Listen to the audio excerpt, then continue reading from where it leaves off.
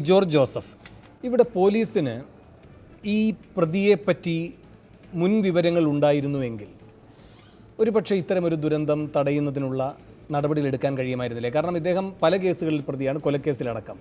മാത്രമല്ല ഇദ്ദേഹത്തിൻ്റെ ആ നാട്ടിലുള്ള പെരുമാറ്റ രീതികൾ, പെട്ടെന്ന് ഈ ക്രുദ്ധനായിക്കൊണ്ട് മോശമായി എല്ലാവരോടും പെരുമാറുന്ന ഒരുപാട് അനുഭവങ്ങൾ ഇപ്പോൾ ആ നാട്ടുകാർ പറയുന്നുണ്ട്. ഇദ്ദേഹം പോയ ഹോട്ടലിലെ ജീവനക്കാരടക്കം ഇത് ചൂണ്ടിക്കാട്ടുന്നുണ്ട്. അപ്പോൾ ഇത്തരം കാര്യങ്ങളൊക്കെ ശ്രദ്ധയിൽ വരിക എന്നത് ഒരു വീഴ്ചയാണോ, അതോ ഇത് അസാധ്യമായിരുന്നോ പോലീസിനെ സംബന്ധിച്ച്? ഇത് പോലീസിൻ്റെ വളരെ ഒരു വീഴ്ച തന്നെയാണ്. നമ്മൾ മനസ്സിലാക്കണം, അവിടെ ഈ കുമാരപുരം എന്ന് പറഞ്ഞ സ്ഥലത്ത് തൊടുപുഴയിലെ 1 മാസം കഷ്ടിച്ചായുള്ള ഈ കുടുംബം അവിടെ ചെന്നിട്ട് അതിനു മുമ്പ് പേരുകടയാണ്. ഈ കുടുംബം ആ ഭർത്താവിൻ്റെ മരണശേഷം ആ സ്ത്രീയും 2 കൊച്ചുങ്ങളും ഈ അരുണും പേരുകട പോലീസ് സ്റ്റേഷൻ്റെ അടുത്താണ് താമസിച്ചുകൊണ്ടിരുന്നത്.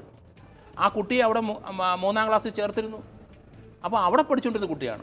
അന്നേരം ഇയാളെപ്പറ്റി നമ്മൾ മനസ്സിലാക്കിയിരിക്കുന്നത് 6ഓളം കേസുകൾ തിരുവനന്തപുരത്തുണ്ട്. ഒന്നൊരു മർഡർ കേസാണ്, അതിൽ 6ാം പ്രതിയാണ്. എങ്ങനെ ഇയാൾ വിട്ടുപോയി? ഇയാളുടെ സ്ഥിരമായി മദ്യപിക്കുകയും ഡ്രഗ്സ് അടിക്കുകയും കേരളത്തിന് അറിയപ്പെടുന്ന, ഞാൻ പേര് പറയുന്നില്ല, 2-3 അറിയപ്പെടുന്ന ഡേഞ്ചറസ് ആയ കൊലപാതകം ചെയ്ത് നടക്കുന്നവരുടെ കൂട്ടുകൂടി നടക്കുന്ന ആളാണ്. അപ്പോൾ എന്തായാലും പോലീസിന്റെ കണ്ണ് പതിഞ്ഞിട്ടുള്ള ആൾ തന്നെ, കണ്ണ് പതിഞ്ഞിട്ടുള്ള ആളാണ്. എന്തുകൊണ്ട് ഇത് സംഭവിച്ചു? പിന്നെ ഇപ്പം ഞാൻ ഈ ഒരു കാര്യത്തിന് ഏതായാലും ഈ പറയുന്ന ഈ അവസരത്തിൽ ഞാൻ പോലീസിനെ 1-2 കാര്യം റിമൈൻഡ് ചെയ്തോട്ടെ.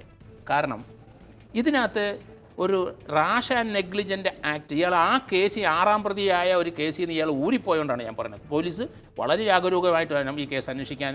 ഇതിനകത്ത് 302 തന്നെയാണ് ഇത്. കാരണം ഇത് റാഷ് ആൻഡ് നെഗ്ലിജൻ്റ് ആക്ട്. ഈ കുട്ടിയെ ആ ബെഡിൽ നിന്ന് എടുത്ത് വലിച്ച് ഒരു മിസൈൽ പോലെയാണ് പോകുന്നത്. മിസൈൽ പോയി ചെന്നിട്ട് അവിടെ ബൗൺസ് ചെയ്ത് തിരിച്ചു വരികയാണ്. അപ്പം അയാൾക്ക് ആ നോളജുണ്ട്. ഇയാൾക്കറിയാം ഒരു 7 വയസ്സുള്ളൊരു കൊച്ചിനെ 6 അടി പൊക്കോളം ഇത്ര ആരോഗ്യമുള്ള അയാൾ വലിച്ചെറിഞ്ഞാൽ മിസൈൽ പോയി ചെന്ന് ഇടിക്കുമെന്നും അപകടം ഉണ്ടാകുമെന്ന് അയാൾക്കറിയാം. മദ്യപിച്ചിരിക്കുകയാണ്, മയക്കുമരുന്ന് ഉപയോഗിക്കുന്ന ആളാണ്. എങ്കിലും ആ 302 ഒരു ഇന്ത്യയിലെ കഴിഞ്ഞ സുപ്രീം കോടതിയിലെ തൂക്കാൻ വിധിച്ച ഒരാളെ അംഗീകരിച്ചു. കാരണം 7 വയസ്സ് അല്ലെങ്കിൽ 12 വയസ്സിനുള്ളൊരു കുട്ടിയെ ഇതുപോലെ കൈകാര്യം ചെയ്താൽ ആ കൊലപാതകത്തിന് തൂക്ക് തന്നെയാണ് കൊടുക്കേണ്ടത്. 302 ഇപ്പോൾ ചുമത്തിയിട്ടുണ്ട്. അപ്പോൾ 302 ചുമത്തുമ്പം പോലീസ് വളരെയധികം ചില കാര്യങ്ങൾ, ഞാൻ ഇതിനകത്ത് ചില കാര്യങ്ങൾ പറയാൻ ഈ പോലീസ് ശ്രദ്ധിക്കുന്നുണ്ട് വിചാരിച്ചാണ് ഇത് പറയാൻ ഉദ്ദേശിക്കുന്നത്. കാരണം ഈ കുട്ടിയെ ആ വെളുപ്പാങ്കാലത്ത് 4 മണിക്ക് ഹോസ്പിറ്റലിൽ അഡ്മിറ്റ് ചെയ്തപ്പോൾ അന്നാണോ ആ സംഭവം ഉണ്ടായത്? കുട്ടിയെ കോൺഷ്യസ് ആയിരുന്നോ അൺകോൺഷ്യസ് ആയിരുന്നോ? ഹോസ്പിറ്റലിൽ ചെന്ന് കഴിഞ്ഞപ്പോൾ ഡോക്ടറെ അടുത്ത് എന്തെങ്കിലും ഈ കുട്ടി സംസാരിച്ചിരുന്നോ? കാരണം അതിന് വലിയ പ്രാധാന്യമുണ്ട്. കാരണം അതൊരു ഡൈയിങ് ഡിക്ലറേഷനാണ്, മരണമൊഴിയാണ്. ആ കൊച്ച് അവിടെ അമ്മയുടെ സുഹൃത്തോ അല്ലെ കൊച്ചച്ഛനോ, കാരണം ഇയാളെന്ന് പറയുന്നത് ഈ അരുണിൻ്റെ അമ്മയുടെ സഹോദരൻ്റെ മകനാണ് ആ സ്ത്രീയുടെ ഭർത്താവ്, ഫസ്റ്റ് കസിനാണ്. അപ്പോൾ ആ കുടുംബത്തിൽ തന്നെ ഉള്ള ഒരാളാണ്.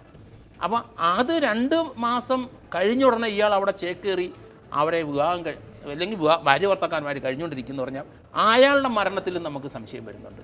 ഇപ്പം 3 എണ്ണമായി. തിരുവനന്തപുരത്ത് ഒരു കൊലപാതക കേസിനകത്ത് ഇയാൾ 6ാം പ്രതി ഊരിപ്പോയി. ആ ഹസ്ബൻഡിൻ്റെ മരണം, ആ സ്ത്രീയുടെ ഹസ്ബൻഡിൻ്റെ മരണം ഒരു പോസ്റ്റ്മോർട്ടത്തിൽ അവസാനിച്ചെന്ന് ഞാൻ മനസ്സിലാക്കുന്നത്.